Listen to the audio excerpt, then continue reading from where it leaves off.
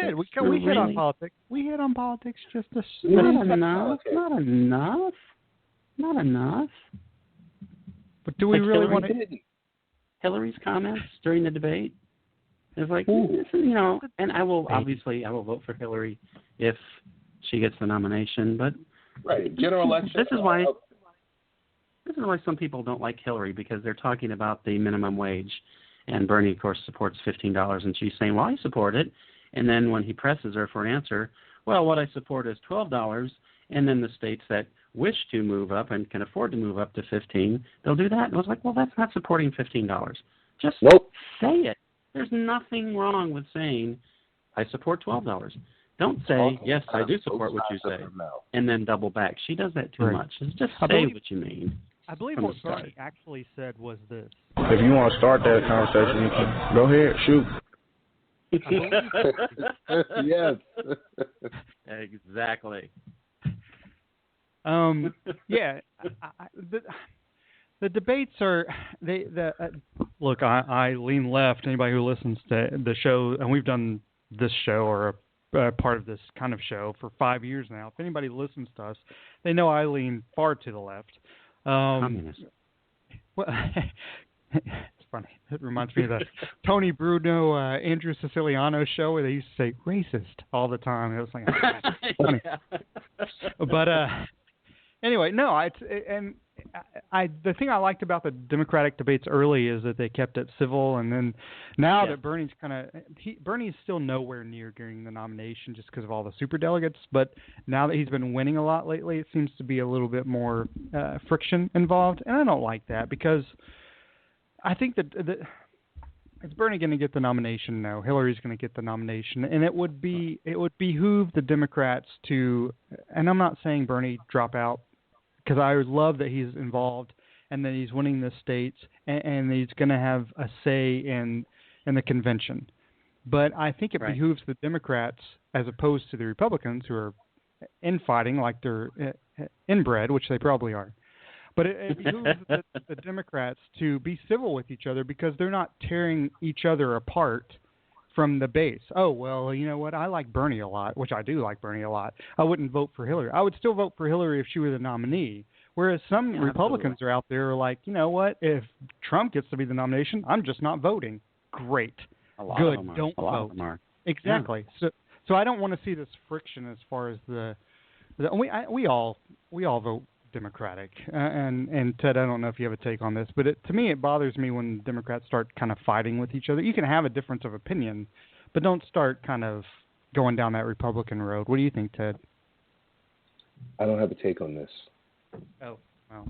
That's cool, because I guess I should have started it with the... I don't remember asking you a goddamn thing. Listen. Ted is avoiding contentious debate. There's no chance Bernie wins, but Bernie is nipping at her heels. He's allowing you to see even more chinks in the armor. And the fact of the matter is, African Americans support Hillary. Well, in this situation, with it being in New York, I've never heard so many prominent African Americans come out and support Bernie. Right. It's kind of, you like to say, I guess from Hillary's perspective, it's a slap in the face. But no, it's not. It's not at all. In this case, in this primary, this is how people feel. Right. Of course, general election, everyone's going to have the I'm with her push pins on and, totally going against whomever is the, candidate on the other side. Chances are it will be Trump, but, I was hoping it was going to be Paul Ryan, because I think that would have really ratcheted things up. But with him saying, he doesn't want to be Frank Underwood. Hey, Ted, sorry to interrupt you for just a second. I'm not a Paul Ryan fan, but I did like the way I don't want to be the nominee. I have no interest in being the nominee. It was like, I don't like him, but at least he was clear as far as I am no way involved in this whatsoever. I don't even bring my name into it. So. Right. I like that. I like that, but I would prefer if he was the nominee, because then you know what, you'd have Trump makes it too easy for the Democrats, and I think being a Democrat my whole life, you know, it doesn't need to be a walk in a park. It doesn't need to be some landslide type victory with the last two, victories for the Democrats. I think they need to fight. They need to crawl. They need to do the right things, because right now these two parties are looking so alike. Not the candidates themselves, the parties, and the fact that they can't work together is effing screwing us, the people. Mm-hmm. Yeah, good point. No one cares about it. No one cares about it. We sit here and, we have a program where we can express our concerns, but if you look at the larger goal, they're screwing with us. No matter if it's Democrat or Republican, because we put them in office by voting or not voting. And what are they doing for us? So I think we need to hold their feet to the fire even more, and that's kind of my take on it. Yeah, I'll say this. It seems like, and this happens because you try to get the majority of the moderates to vote for you in a presidential election, and that's how you win. But then when it gets to be you're the president, you don't have any power, because you have all these people who have run it locally, or states like Tennessee where we're going to have just Republicans out the wazoo. Yeah. Todd, you know Haslam is our governor, and Haslam he's almost having to be the opposite way of most people in the state at this point, because this week the state of Tennessee, the Senate said, the Bible should be our state book, which is unconstitutional. So Haslam, and as he's had to do several times lately, has over the last year or two, had vetoed it. He's only had 5 vetoes in 4 years. He chose to veto this because it's unconstitutional, and the Attorney General says it's unconstitutional. And it's almost like he's got to be thinking, look, I'm definitely Republican, but am I the only person who has read the Constitution? Am I the only person who has any sense of common sense at this point? But there's a lot of states like that, unfortunately. Yeah, he's the only adult in the room. And, and like you were saying, Ted, the good thing about Bernie Sanders, one of the good things, is that he is forcing the discussion more towards the progressive thing by staying in. Well, actually, we're forcing the discussion by voting for him in primaries, which allows him to stay in the race, which is a great thing, which kind of gives me hope that, maybe things will move a little bit more towards, hey, let's take care of people. I mean, there was a great article about it. I can't remember the name of the person. I'm not going to give him a free plug anyway. But it said that, hey, there is a moderate Republican running for president this year. It's Hillary Clinton.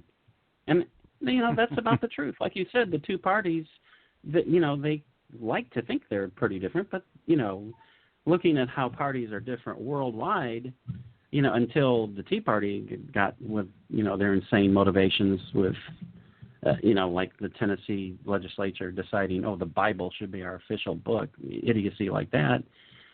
Other than the weird fringe, which sadly is taking over some states, they really aren't that different. So it's been a huge boon to everybody, whether they believe it or not, that Bernie Sanders is in there and pushes the discussion to, hey, we should have $15. And Hillary has to say, well, okay, maybe. Yeah, otherwise, who knows if she would even support 12. So, I mean, he's been a tremendous boost to everybody. Yeah. Whether you like it or not. Right, and it's been said about Bernie, and I've been a Bernie fan for a long time, long before I thought he would ever even contemplate running for president. Yeah. And even when he joined, you kind of hinted at it, Todd. Even before he joined, it was more like he's joining so he can push the discussion a little bit to the left, just for Hillary, who we know is going to get the nomination. But I'm curious about this because Ted brought this up as far as the African American vote, which it could be important in the South if we get enough people to turn out to vote at all. Right. But are they voting because it's Hillary, and for whatever reason, the African American vote tends to go toward her way, or are they voting because she's married to Bill and Bill got a bunch of the African American vote. Are they vote? And I don't mean to dismiss the African American vote, but I'm just wondering if, hey, you know what? She's married to Bill. Bill was great. He was a great president. People don't like him because whatever. It's like Dave Chappelle said, I never want to be famous enough where if somebody gives me a blowjob, they become famous, and that's kind of what happened. But Bill, as a president, was extremely effective, and I think he did a lot of good things. I'm a big Bill Clinton fan, but are they voting, do you feel like, and this goes to both of you, obviously, do you feel like the African-American vote is tending more towards Hillary because of Bill or because of Hillary?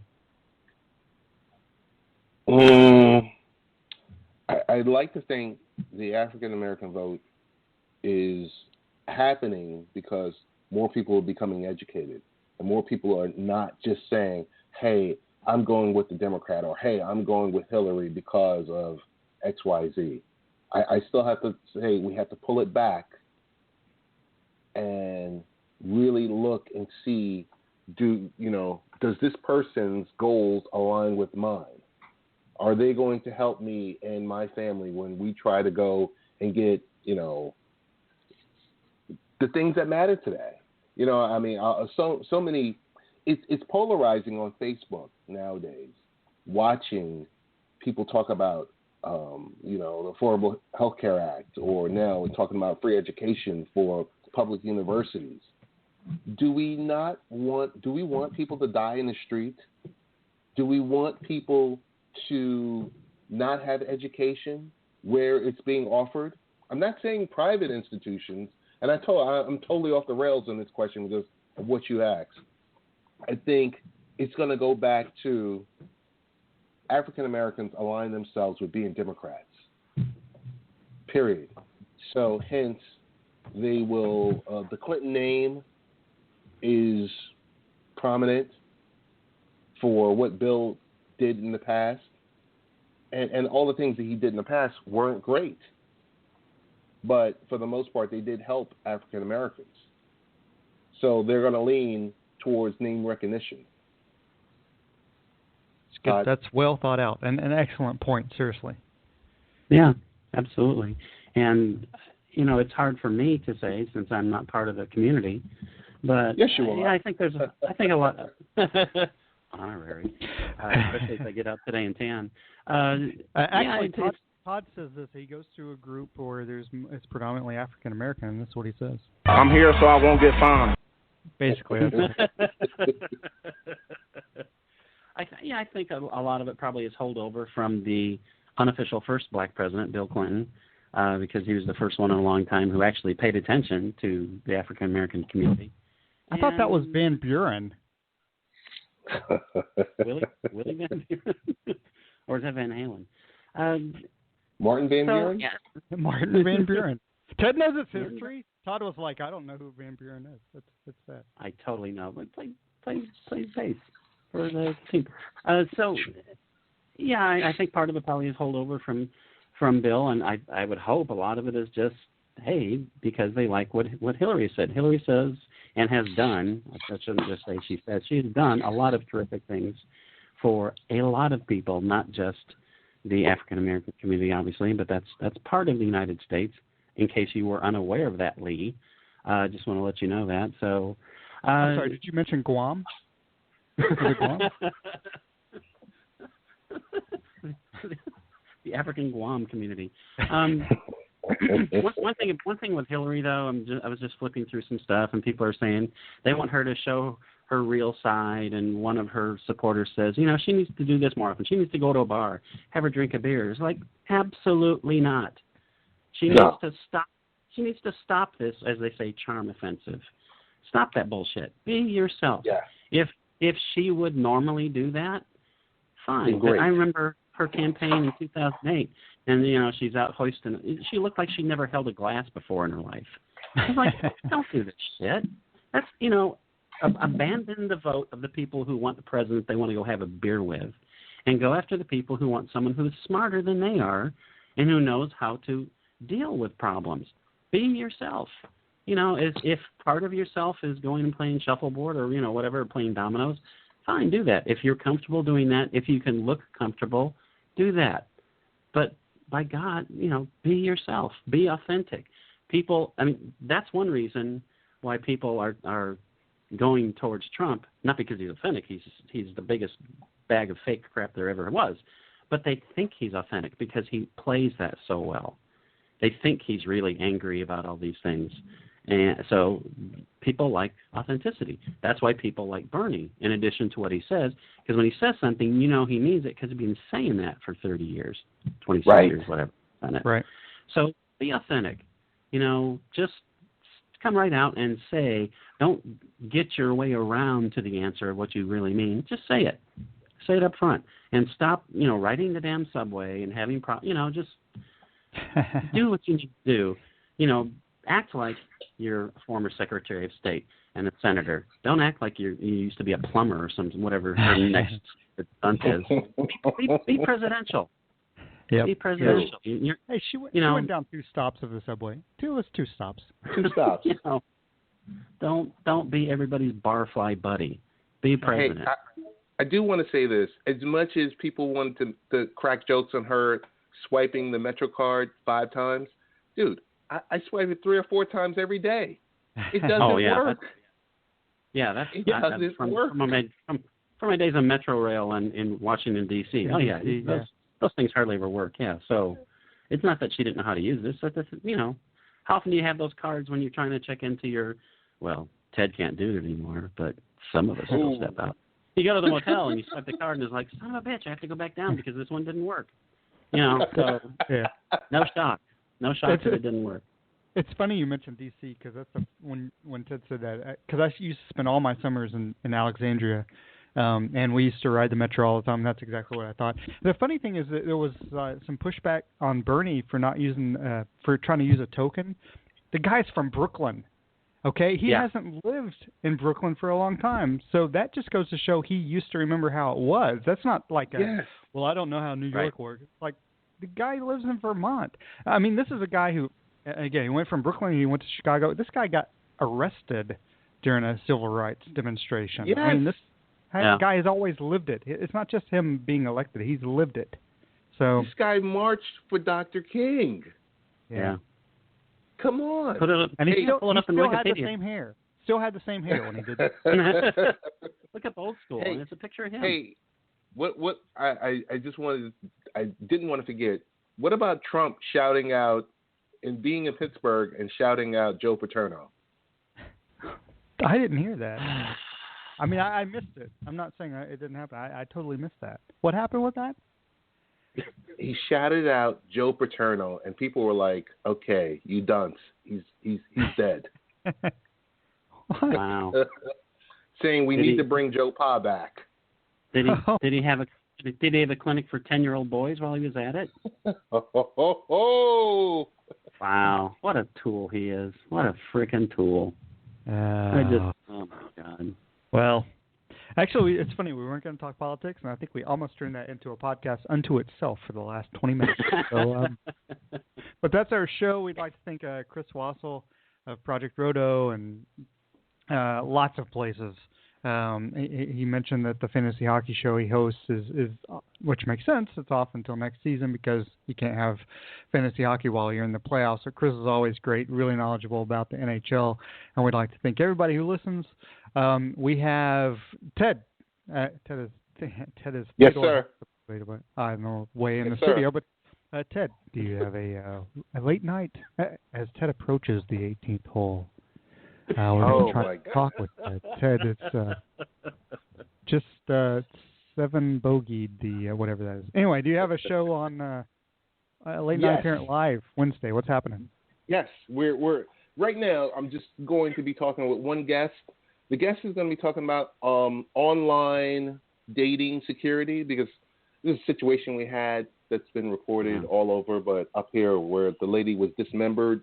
She went on a dating site, went out with someone, and was dismembered, and body parts are being found all over. And they caught the person, but we're going to talk with an international online dating expert is going to help us, those parents that are divorced or single and looking to do, get back out there. Best ways to stay safe in the dating world. that's going to be on this Wednesday. Okay. And then that's horrible. I hadn't heard that story. And then next Saturday, of course, we'll be right back live with Baseball Beer and BBQ at 10 a.m. I don't think there's a Cinema Savant show. Actually, we have Danny's show, right? Danny's show is coming up on. I'm laughing because Ted mutes himself, and I forced him to unmute himself. So Danny has a show that is coming up on Thursday. Is it Thursday night that he's doing NBA radio? Thursday night, NBA Full Court Press is, in theory, coming back to the Happy Hour Network. In theory? In theory, it's coming back. Okay. I mean, it's physically it'll be back on Thursday, but right now it's just figuratively. and hopefully. Sorry, go ahead. Say it again. I was going to say, hopefully you are ready for Cinema Savants on the 25th, Lee, to go to a bi-weekly schedule. I am, and actually we may be able to do one this week. My wife is traveling, so we may actually be able to work out something this week. Okay, and cool. We'll talk about that later. Post-pro. But anyway, for those, again, everybody who reruns the show, thank you for doing that. Thank you for everybody who listens, our millions of listeners. And don't be an idiot. Watch Felix against the Yankees today at 1:05. It's worth it. And speaking of Felix, this is our outro. The fans hoping to catch a little bit of the old-time religion right here, baby. With Junior stepping up to the plate. Here comes the stretch. And the pitch to Junior on the way. Swing and a fly ball hits to deep right center field. That baby is going to be fly away. The old-time religion lives. Junior does it. A 2-run home run.